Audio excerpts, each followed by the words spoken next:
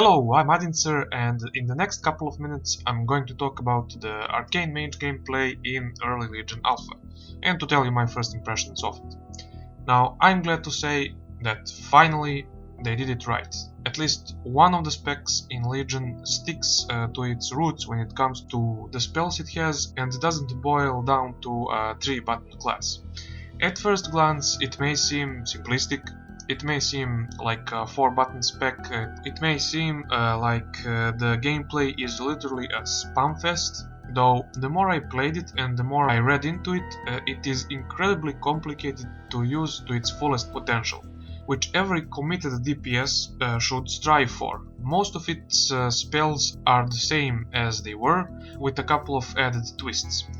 They have a lot of interaction with each other, which again may seem like passive bonuses, but if you give it some thought, they require you to use them correctly. So let's start from scratch. The arcane charges are now a part of the UI as an extra resource. They fall off less frequently, and in boss fights they don't fall off at all.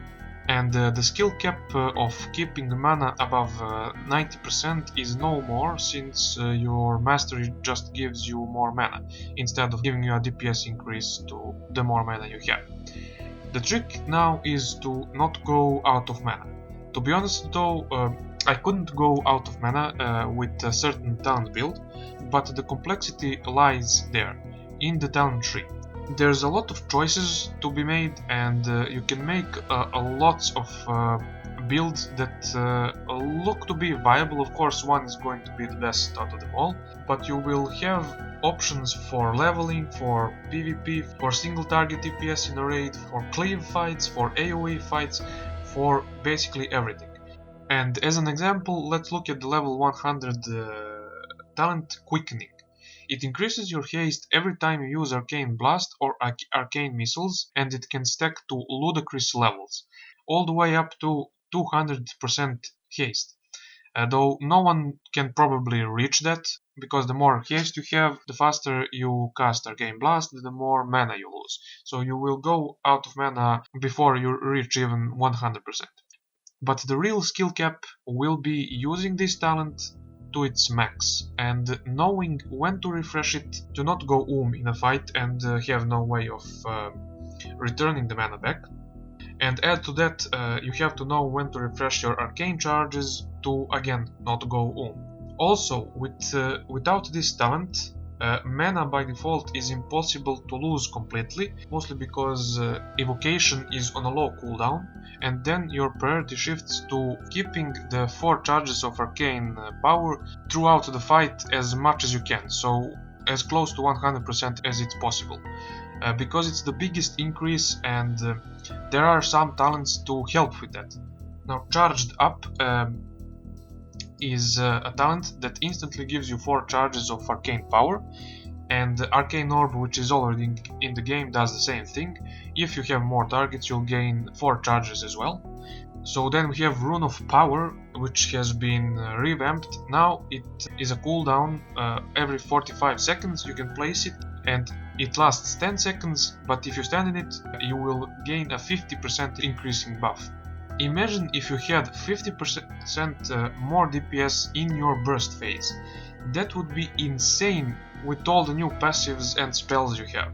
Speaking of which, the spell you get from the artifact is an AoE that you place below your target, and it deals immense damage depending on your maximum mana after some time. Now, of course, you can time that with the Rune of Power, and it's GG. Also, the passive from the weapon itself does damage when you gain arcane charges, but deals more damage after not gaining any for a long time. So that means that you have to watch out when you refresh them, and it can also be inside of a burst phase. Don't refresh them for a long time and then start your burst phase and refresh them, get them up to 4 again with Charged Up or Arcane Orb, and there's a lot of things you can mix and match with these talents and spells. Then you have the 3 final passives in the artifact tree, and again, something you have to think about. The Arcane Barrage passive deals massive damage as a supernova if it hits 5 targets.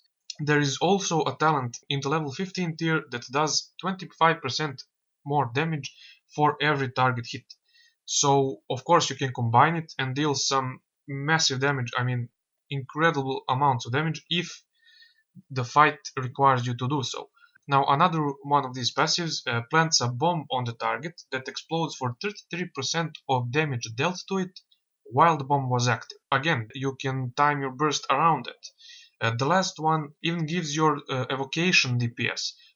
It is seriously complicated to the point of every single passive changing the way you play and the way you think about your spec.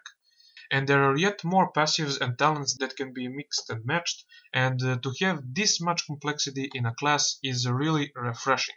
And don't get me wrong, if you want to play an Arcane Mage at a low level, or even at a medium level, all the passives will still proc and do damage, and it will be a spam fest indeed. Though if you learn them all and figure out how to use them in any situation, you will undoubtedly be a god, and that's why I'm seriously considering maining a mage in Legion. And add to that all the gear changes, because it will be the only spec in the game that will have more mana than the others. So it will be really interesting to see how the mastery will affect our gameplay as we get more gear. But I would imagine that at the launch of the expansion, at the max level when starting the raids, it will look a lot like this, like the gameplay I'm currently playing in Alpha. Unless of course they change a lot of it, but I don't know why they would. Also, what helps is that Barrage is stronger than Arcane Blast, finally. It was like that in Mist of Pandaria when I played a mage, and they moved it around in Warlords where it did the lowest DPS out of any spell you had, and was just used for refreshing the charges. In Mists, it was the only spell that mages get that could crit above 1 million and even reaching 2 million at some points. So I'm happy to see it crit like that again, and also having evocation not reset the stacks is much more fun. So the gameplay is fluid and will change a lot as you progress through the game, and it would be really nice if it didn't rely on set bonuses too much. If it relied mostly on the artifact tree and talent tree, that would be amazing. So all in all, if everything works out fine with the balance tuning, this spec has a great future in Legion, and I will be happy to play it. And I imagine though that whoever will have to calculate the numbers for the most viable build is going to have a really interesting experience. Anyway, that's it for this video. Thanks for watching and see you next time.